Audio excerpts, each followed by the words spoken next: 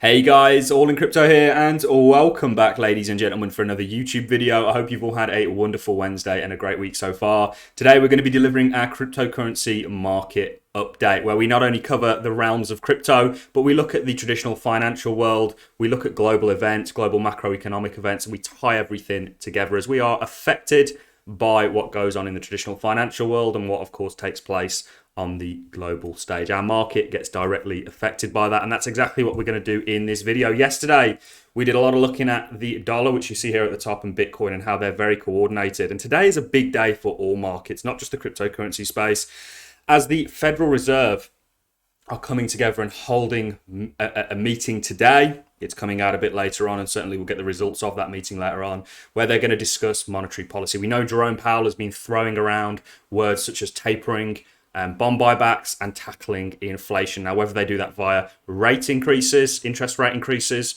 we're yet to see. So today we're going to get some kind of a direction on what they're going to do. This means a bit of strength potentially if they go ahead and do actually start to stop bond buybacks and tackle QE. And start really dealing with inflation and upping interest rates. That inevitably is going to have an effect on the US dollar, which should see it gain a little bit of strength, which of course we've seen is very correlated with Bitcoin going down. When the dollar's weak, certainly March 2020 and onwards, we saw a lot of printing take place, weakening the dollar, and we saw Bitcoin have this very inflationary run, if you will. So we're going to get into it all. We're going to be using CoinGecko today, as CoinMarketCap is currently down. I'm sure you guys noticed all the crazy prices that were taking place yesterday. Kind of bad that they all get their price feed from the same place. I must admit on that, because I had reports from a number of exchanges that their price feeds were getting messed up as well. So we're going to use CoinGecko. The markets are lackluster. Everything is really waiting for direction. You guys know that we ultimately think that we are in a macro continuation pattern for crypto as a whole. Certainly Bitcoin and crypto as a whole is going to keep going. Notice when they say taper inflation, they don't say to actually stop or taper bond buybacks and QE. They don't say they're going to stop it. They're just going to sort of reduce it over time. So I still think this market's going to grow. We're just not going to grow as volatilely as we previously have for Bitcoin as a result of March 2020 and what that did in terms of really weakening the dollar and people running to a lifeboat and a hedge such as Bitcoin. So like I said, today is very, very important. We're going to go into some of these articles. The US stock futures struggle in countdown to Fed decision, while oil spills amongst the new variant surge. European shares inch higher with Fed meeting in focus. The Fed prepares faster end to stimulus, making earlier rate increases possible. The central bank has signaled a policy pivot that focuses more attention on inflation risk than on employment shortfalls. And here you have 16 major banks give their kind of forecasts. They all sort of reckon that the Fed's going to go ahead and actually start to reduce purchasing, take off bond buybacks, and sort of maybe interest rates. A couple of interest rates. Some of them said 3, some of them said more than 3, some of them said less into next year. So this is all theoretically good for the dollar. We make this point time and time again. We're going to get into Lynn Alden's Twitter. She's absolutely brilliant in what she does. And she's very accurately summed up that inflation is a huge issue. And she's done that via mentioning a number of commodities and so on and so forth, such as oil, some of live cattle, etc. etc. So we're going to get into her Twitter towards the end of the video. But this is really the main focus of this one, because this has a direct impact on our markets. If markets are scared, they're going to risk off. If people see investment as a shaky time right now, they'll risk off, and crypto takes the brunt of that, being such a small and liquid and very risk on asset. So these are all things to pay in mind. The fear of rate hikes ahead of the Fed meeting is causing investors to hoard cash, flashing a contrarian buy signal for stocks, Bank of America says. So it's very, very interesting. Investors fear over potential increased rate hikes by the Fed. Surging in Bank of America's latest fund management survey. Remember, these are all speculations. There's been no actual definites yet. The Fed haven't spoke yet, but we will cover what kind of comes out of this.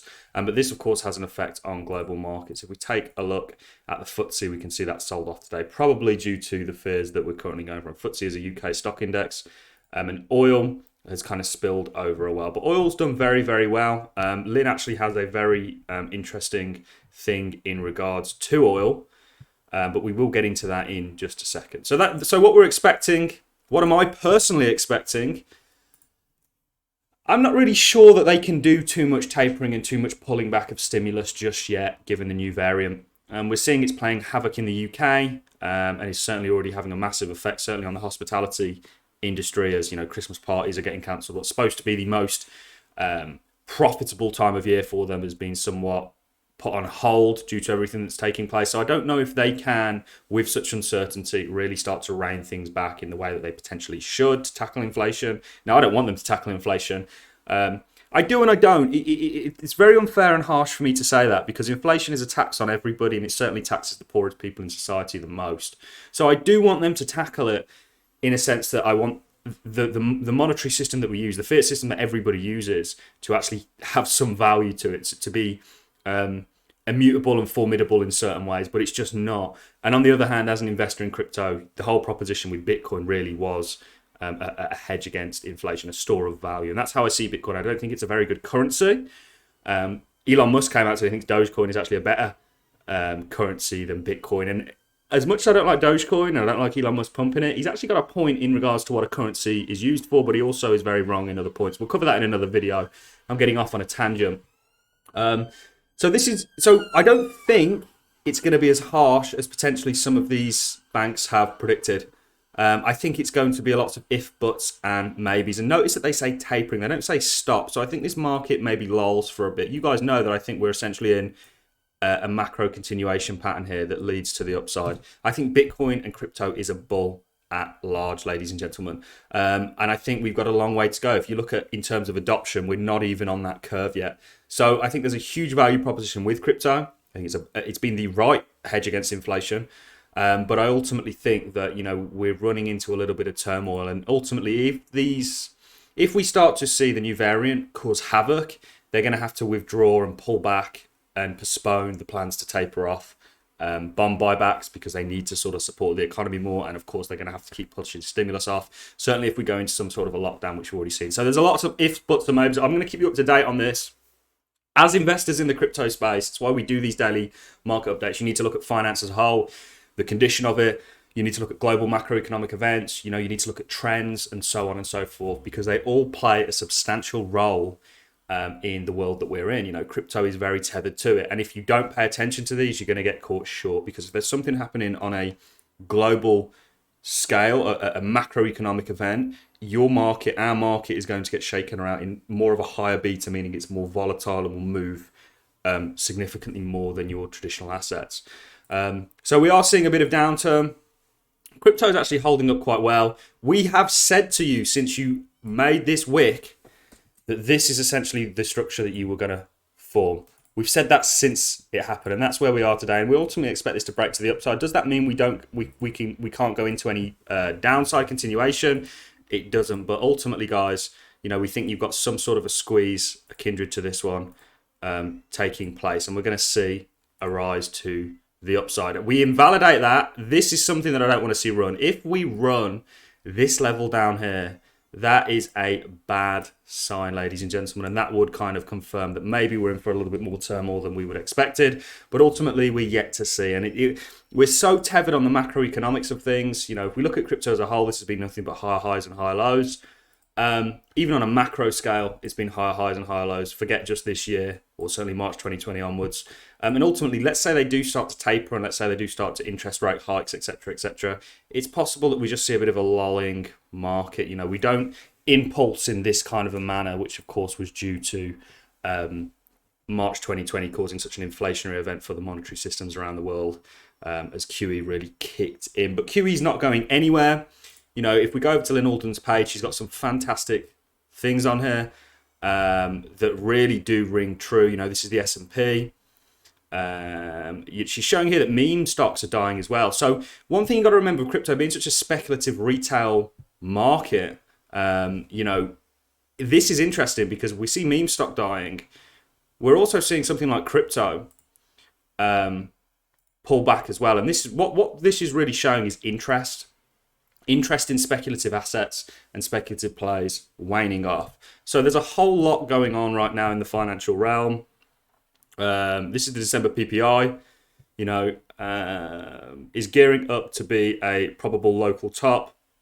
due to the basing effect. She shows things like the consumer price index, the consumer product index. It's all very lousy, and the Federal Reserve fund rate.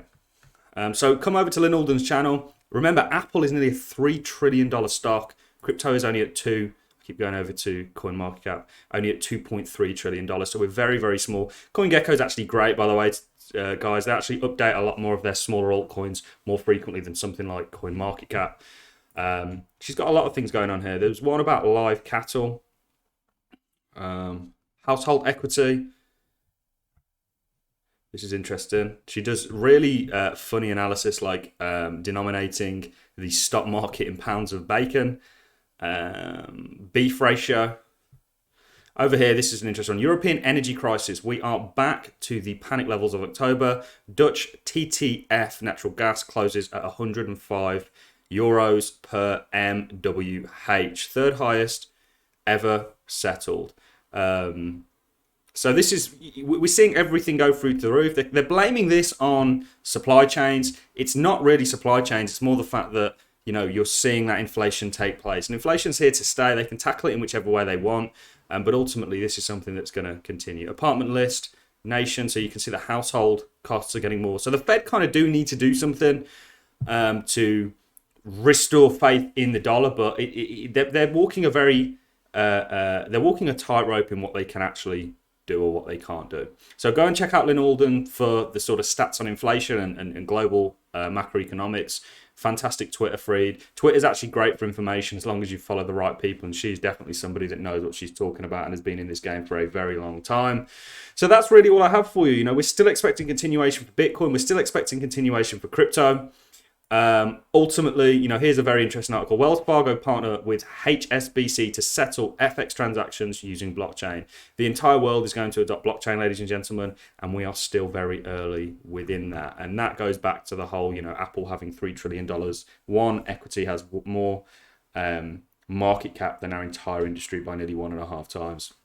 All I have for you in this video, guys, don't panic. We'll let you know what comes out from the Fed. There's lots of ifs, buts, and maybes. We'll see what the actual result of all this is. And of course, markets are going to act accordingly. We'll see what the S&P does when it opens. So I'll love and leave you on that note, guys. If you enjoyed the content, like is always appreciated. So is a comment, and I'll catch you all in the next YouTube video. Thank you very much for watching, guys.